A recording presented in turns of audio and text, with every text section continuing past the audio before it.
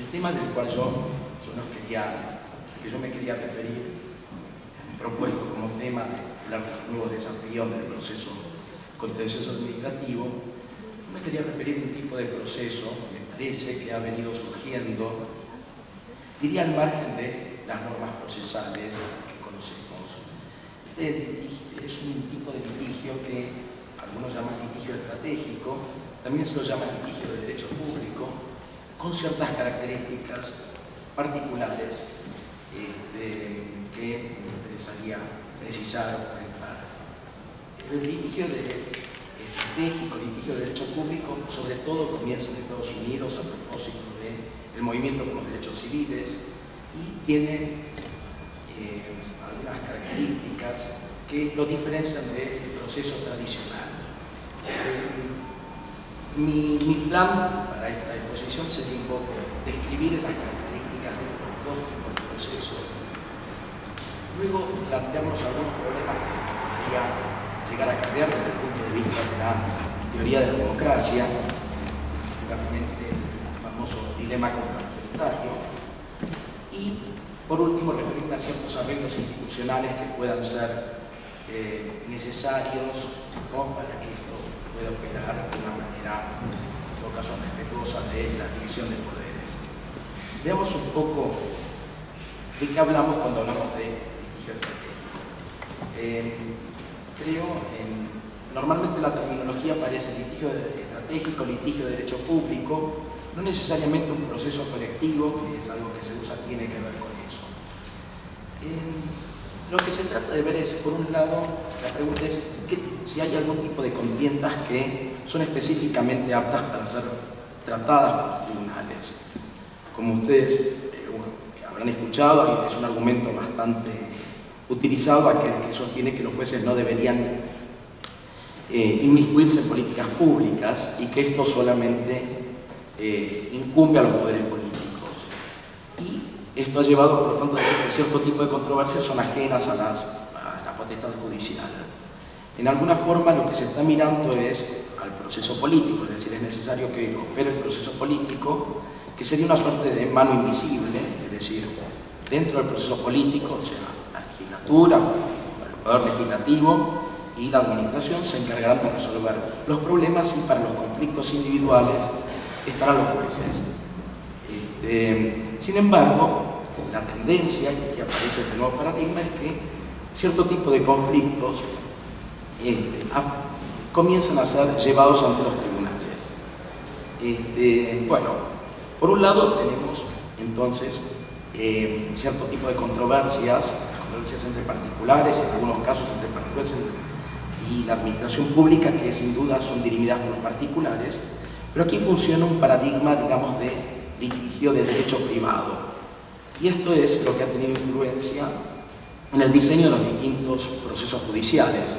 O sea, es el proceso que está regulado en el Código Procesal Civil y Comercial de la Nación, y este es el proceso que, en líneas generales y con algunas otras modificaciones provenientes de otras normas, se aplica en el Fuero Contencioso Administrativo Federal.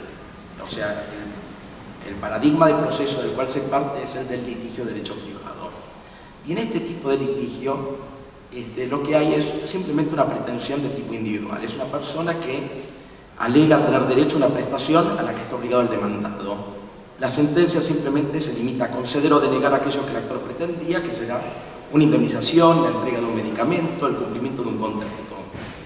Y en este sentido, la estructura del proceso judicial, que está regulada en los códigos de rito, bueno, parte de la premisa entonces de que siempre son situaciones jurídicas acerca de un litigio entre particulares que se refieren a sus derechos subjetivos privados. Esta es un poco la terminología que usaba la Corte en Fernández Arias, ¿no?, para justamente hablar de qué tipo de controversias debían ser tratadas por el Poder Judicial. Bueno, ¿cuáles serían estas notas definitorias? Vamos a hablar del proceso tradicional o del litigio de derecho privado. Por un lado, una nota es que la estructura es bipolar, es decir, hay una competencia entre dos individuos que representan intereses opuestos, en la parte que pide, la otra parte que se niega a ello. Bueno, ese es más o menos. Otra característica es que este tipo de procesos miran hacia el pasado, o sea, los hechos de la controversia ya se han consumado en algún momento pasado, pensemos en algún accidente de tránsito, ya los hechos han ocurrido. La sentencia tiene claramente efectos en las partes y el proceso es también iniciado por las partes y es controlado por ellas. El juez es un árbitro neutral, un espectador del proceso. Esa es la idea tradicional. Bueno, hace un rato, yo no escuché las otras exposiciones, pero sí escuché al doctor Paldima que hablaba de eso, por lo menos que eso es lo que se hacía y que eso estaba cambiando. Bueno, en este contexto funcionan perfectamente principios como el dispositivo, el de congruencia, porque son ideales para este tipo de estructura. Ahora bien, de manera paralela a este tipo de procesos, y sobre todo luego de la reforma constitucional del 94, y a partir en particular del reconocimiento de derechos de incidencia colectiva, aparece este otro tipo de procesos al que me refería anteriormente. Es decir, aparece la posibilidad de litigar a favor de grupos discriminados o para proteger bienes colectivos, como pueden ser el medio ambiente. En la ciudad de Buenos Aires, el patrimonio cultural o arquitectónico ha generado algunos casos interesantes. Y el objetivo aquí no es tanto tutelar determinados bienes, obtener determinados bienes, sino que el propósito es modificar ciertos patrones de conducta estatal, o a veces no estatal. Por ejemplo, en algunos casos se ha tratado de tutelar, por ejemplo, el caso Mendoza, que es la causa Riachuelo. Ahí, en realidad, más allá de la cuestión patrimonial, que la Corte la derivó a los juzgados competentes, lo que está en juego es la recomposición ambiental, el problema de la contaminación del riachuelo. Es decir, pareciera que es un proceso que mira hacia el futuro, no es retrospectivo como hablamos del clásico litigio de derecho privado. Es decir, lo que se está mirando es modificar una política pública o una falencia, una política pública en todo caso deficiente. También hay otros casos, por ejemplo en materia de infraestructura carcelaria, el caso Berbisky, que tiene que ver con eso. No se mira tanto hacia el pasado, reparar algún agravio que ha sucedido en algún momento individualizado en el tiempo, sino un agravio que sigue ocurriendo y respecto al cual es menester modificar la política pública existente en la materia. Más adelante vamos a volver sobre otros ejemplos, pero me parece que esto más o menos muestra algunas diferencias. Bien, en este tipo, mientras que en el proceso tradicional siempre teníamos individuos o grupos de individuos claramente identificados, en el proceso de interés público es un poco más confusa este tipo de cuestiones. Por un lado, porque encontramos diferencias en cuanto al objeto, es decir, en el proceso tradicional lo que hay es siempre una pretensión de carácter individual.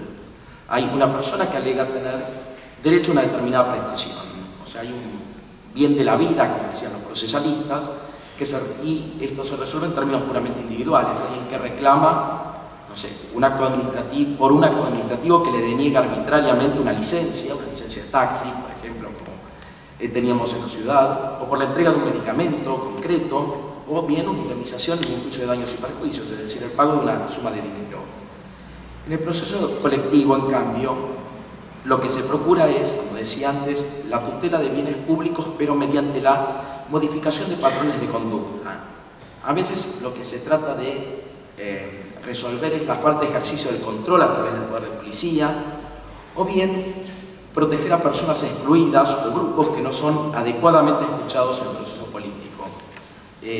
Por ejemplo, hay un caso en la ciudad, recuerdo, había un caso sobre derecho a la educación, había una ley que ordenaba una construcción de una escuela en una zona de bajos recursos, la ley no se cumplía y bueno, no había nadie que se hiciera cargo de este grupo vulnerable en alguna medida y que llevara adelante este tipo de planteos. El caso Mendoza sobre el riachuelo también, es decir, era claro que las cuestiones ambientales relacionadas con el riachuelo no tenían un lugar en la agenda pública, o el trato digno en las cárceles, que tampoco tenía, posiblemente tampoco tenga actualmente ocupa un lugar relevante dentro de la agenda pública. De manera que el objeto es diferente, me parece, y bueno, es una característica ya específica del litigio estratégico. Otra diferencia la vamos a encontrar en cuanto al actor, es decir, en el proceso tradicional decíamos, teníamos individuos o grupos de individuos que están claramente identificados. O sea, en un proceso colectivo, la víctima del daño es un grupo de personas, pero es un colectivo cuya composición no siempre está establecida con precisión. A veces esto seguramente se ve, por ejemplo, en algunos casos que ha tenido más recientemente la Corte, en la ABI, cuando fija una serie de reglas para las acciones de clases. Bueno, aquí es un gran desafío identificar, bueno, quiénes son los integrantes relevantes de esa clase. La Constitución da pie a este tipo de procesos en el artículo 43, segundo párrafo, la Constitución Nacional, la de la ciudad, en el artículo 14, que funciona de manera más o menos equivalente, y la particularidad es que el grupo aquí puede ser representado por uno de sus integrantes, o sea, que es el afectado en la Constitución Nacional, o bien por otros actores institucionales, el defensor del pueblo, las asociaciones no gubernamentales o en algunos casos el Ministerio Público. Es decir, tenemos también diferencias en cuanto al actor. Aquí me parece que son relevantes para tomar en cuenta también, por algo que diremos después, las reglas de Brasilia, que justamente se refieren al acceso a la justicia de grupos vulnerables, porque esto el tipo de actores y el tipo de derechos que están en juego pueden llevar quizás a algún tipo de modificación en la actitud de los tribunales. Bien, también hay diferencias desde la perspectiva del demandado, es decir, en los procesos colectivos el énfasis está más en una determinada situación y la dinámica burocrática que la produce. Es decir, lo que se trata es de provocar, de inducir al demandado a que realice una reforma estructural o de remover obstáculos que impidan la vigencia de valores protegidos por la Constitución. Otra diferencia radica en el papel del juez. Hace un rato se habló algo de esto y me parece que efectivamente el litigio estratégico demanda un rol diferente. Es decir, esta figura del juez espectador podía funcionar más o menos, de manera más o menos adecuada en los casos de litigios individuales o los litigios de derecho privado. Acá ya aparecen otro tipo de cuestiones. Lo que mencionábamos por un lado acerca de las reglas de Brasilia, es decir, la relevancia que tienen ahora los grupos, cierto tipo de grupos vulnerables, por ejemplo, los indigentes, las personas con algún tipo de discapacidad. En ciertos casos las mujeres pueden constituir un grupo vulnerable, sobre todo en el acceso a determinados derechos. Bueno, todo esto revela que posiblemente el juez deba adoptar una actitud distinta. Aquí, por un lado, está el tema de, por ejemplo, el juez debería, por ejemplo, establecer si el actor ejerce una representación adecuada del grupo. Es decir, no podría pensarse que un grupo, si hay una demanda colectiva quizás, o relativa a un bien colectivo, en la cual el grupo actor está inadecuadamente representado, bueno, esto podría derivar en algún rechazo de la demanda y bueno, y con eso la pérdida es para todos. Es decir, quiero decir con esto que hay que pensar formas de que los distintos incididos, las distintas personas afectadas por esa problemática puedan tener algún tipo de participación en el proceso. Esto más allá de a quienes haya decidido traer o citar la parte actora o a quienes intente citar la demandada. Es decir, también aquí suelen ser de recurso prácticamente obligado las ONGs que a veces son invitadas a integrarse a la litis o piden su integración a la litis, ya sea como terceros, a veces como partes, a veces como amici curiae. Es decir, también puede haber un rol más activo para el juez en cuanto a la prueba a producir. Se puede disponer medidas para mejor proveer, porque se trata de esclarecer la verdad material. Es decir, me parece que la idea de la verdad formal podría funcionar mejor en el litigio tradicional, pero aquí quizás si se trata de una cuestión, por ejemplo, ambiental, pareciera que no basta con que determinadas falencias procesales de las partes lleven a perder o obtener alguna ventaja procesal a la otra. Me parece que tendría que ejercer un rol más equilibrador el juez que intervenga y bueno, y luego posiblemente haya otro tipo de funciones que a veces tienen que ver con la capacidad de mediar en el conflicto y de buscar soluciones que no necesariamente resulten en una sentencia que normalmente era concebida como un proceso, un juego. De los juegos se habla de los juegos de suma cero, es decir, todo lo que gana una parte es lo que pierde la otra, es decir, una gana y la otra pierde, y eso es más o menos absoluto. A veces en los litigios colectivos hay un margen como para pensar que se debe pensar en algún juego que no suma cero, es decir, en el que todos puedan obtener algo. También hay diferencias relevantes en cuanto a la etapa de ejecución de la sentencia. De esto se van a referir los colegas seguramente, así que yo no voy a entrar, pero tan solo me gustaría decir que en el proceso tradicional esta etapa de ejecución es episódica, es decir, se trata de tan solo lograr que el demandado cumpla una obligación de dar, de hacer, de no hacer, a la que está condenado en la sentencia. En cambio, en la etapa de ejecución en un proceso colectivo puede ser a veces tan extensa o más extensa que lo que llevó a tramitar el proceso hasta la sentencia. Es decir, porque exige un monitoreo continuo.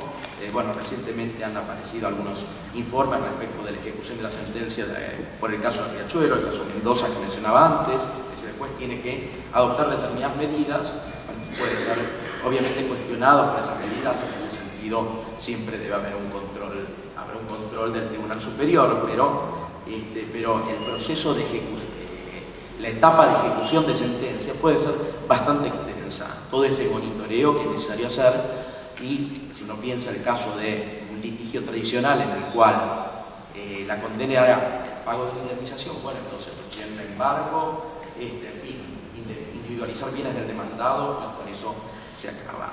De manera que, bueno, me parece que hay diferencias relevantes también en lo que hace a la ejecución de la sentencia.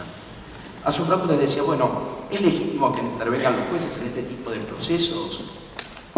Bueno, por un lado, uno podría decir, bueno, los jueces también son un poder del Estado, lo han sido siempre, sobre todo cuando ejercen la función de control de constitucionalidad, y esto ha sido clásico en ellos, pero acá hay que pensar que los poderes del Estado deberían funcionar de manera coordinada, porque de esta manera se hace funcionar el sistema político. Creo que quizá la justificación más interesante de este tipo de litigios de derecho público radican en que lo que existe en estos casos es hay una omisión legislativa o administrativa en atender ciertos intereses que deberían recibir atención preeminente. Por ejemplo, los intereses de las minorías. Es decir, hay grupos, particularmente vamos a llamar los grupos vulnerables, que son grupos que no tienen una suficiente capacidad de hacerse oír dentro del proceso político. Es decir, el voto en todo caso no alcanza para que sus demandas puedan canalizarse. Pensemos en los casos de personas indigentes, personas con discapacidad o los niños. Muchas veces la ausencia de políticas puntuales en esas materias pueden llevar a, por más que exista en teoría el derecho de voto, bueno, en realidad muchas veces existen este tipo de omisiones ya no de algo puntual, sino de una prestación concreta, sino de una omisión de una política más global que aborde estas problemáticas. Y me parece que es la falencia del sistema político en atender esas demandas lo que podría justificar el litigio colectivo, el litigio estratégico. También a veces aparecen problemas en el litigio estratégico con lo que se vinculan, cuestiones que se vinculan con los problemas de acción colectiva. Es decir, muchas veces las personas, cuando se trata de un bien que está tan generalizado que a nadie le interesa, pensemos, no sé, el deterioro del ambiente, que a lo mejor el beneficio que cada uno pueda obtener es mínimo. Bueno, me parece que todo esto justifica algún tipo de regulación de este tipo de procesos. Es decir, aquí aparece la cuestión del free rider, es decir, el free rider, ustedes saben, es un polizón, un pasajero sin boleto, es alguien que se beneficia por la demanda que sabe que de todos modos otro va a iniciar. O sea, yo no me preocupo por el medio ambiente, total, seguramente alguien se va a ocupar y va a incurrir en todos los costos para eso. Bueno, justamente me parece que ya que siempre va a haber alguien, bueno, creo que habría que incentivar, sobre todo cuando hay bienes constitucionales que se consideran preeminentes.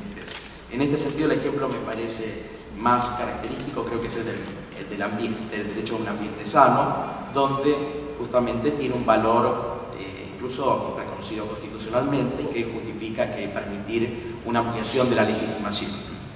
Voy a ir terminando con esto, pero en Argentina el litigio estratégico se ha presentado siempre a través de acciones de amparo colectivo. No tiene por qué ser así, no tiene por qué ser un amparo, podría haber procesos colectivos, y yo creo que debería haber procesos colectivos quizás ordinarizados, porque a veces la cuestión es suficientemente compleja como para que esto tramite por otro tipo a través de otro tipo de estructura del proceso. Bueno, estoy pensando en un caso de la Corte, Asociación de Grandes Usuarios de Energía Eléctrica de la República Argentina, donde se habló más o menos de la coincidencia entre el amparo y la acción meramente declarativa en cuanto a los fines que se perseguían para prevenir la vulneración de derechos. Aquí creo que lo que habría que pensar, o lo que debería pensar una regulación, una eventual regulación legislativa, si es que se decide hacerla, es que hay que pensar cómo se admite la mayor cantidad de voces diferentes. Es decir, creo que el gran problema de este tipo de litigios es cómo lograr que el derecho de defensa pueda ser ejercido por los distintos interesados. Esto me parece que es un problema, no tengo una solución, o sea, quizás la solución sea citarlos, pero bueno, no tengo muy claro cuántos leen los edictos cuando se hacen citaciones, pero de todas formas, pero aquí, dado que el proceso tiene o existen muchas voces en el litigio estratégico, es decir, es un proceso, así como decimos que uno era bipolar, este es multipolar, hay varias voces distintas, varias clases distintas que pueden pueden presentar intereses contrapuestos, y hay que pensar la forma, cómo se organiza el proceso para permitir escuchar a todas esas voces. Yo pensaba quizás para ir a algo conocido, ¿no? En las quiebras, cuando había una junta de acreedores, se piensa, bueno, ahí se prevé una asamblea o alguna oportunidad en la que todos los acreedores puedan ser oídos respecto de lo que se propone. Pero realmente esto es algo complejo, y es mucho más complejo si no existe norma alguna. Yo recuerdo en algún momento un caso sobre contaminación acústica en la ciudad de Buenos Aires, donde uno de los primeros problemas que se planteó, y fue recusado el juez que intervenía, era porque había publicado en los diarios, en la radio de la ciudad también, y en diferentes medios, había citado a todos los que se podían considerar afectados por los ruidos provenientes de la autopista 25 de Mayo. Bueno, esto generó cierto escándalo, pero creo que es importante a veces lograr la intervención de las personas que pueden tener algo que aportar para la solución del problema. No es decir, los damnificados claramente son interesados y deberían tener algo que decir en este sentido.